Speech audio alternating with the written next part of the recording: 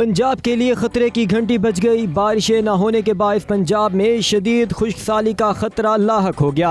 PDMA ने इंतबाह जारी कर दिया। तफसीलात के मुताबिक सूबाई डिजास्टर मैनेजमेंट अथॉरिटी ने पहली बार शदीद खुश्क साली के खतरे की एडवाइजरी जारी कर दी है। कौमी खुश्क साली मॉनिटरिंग सेंटर NDMC की रिपोर्ट के मुताबिक 1 सितंबर 2024 से 15 जनवरी 2025 तक पाकिस्तान भर में बारिशें मामूल से 40% कम हुई और पंजाब में ये कमी 42% तक पहुँच गई। ये कमी सिर्फ मौसम की तब्दीली ही नहीं बल्कि इस कुदरती आफात की शक्ल इख्तियार कर चुकी है, जिसका असर पंजाब के ज़राई इलाके खास तौर पर रबी की फसलों पर पड़ने का खतरा है, क्योंकि पंजाब के बेशतर इलाके बारिशों पर इन्हिसार करते हैं। Director general PDMA Irfan Ali Kathia ने डिविजनल और डिप्टी कमिश्नर्स को अपने इजला में फौरी इकदाम करने की हिदायत कर दी है। उनका कहना था कि किसानों को पानी की कमी के खतरे से पहले ही आगाह करना जरूरी है ताकि वो वक्त पर तैयारी कर सकें। उन्होंने खास तौर पर थल और चोलिस्तान जैसे खुश्क इलाकों पर तवज्जो देने की हिदायत की है और कहा कि पानी की कमी के असरात कम करने के लिए इकदाम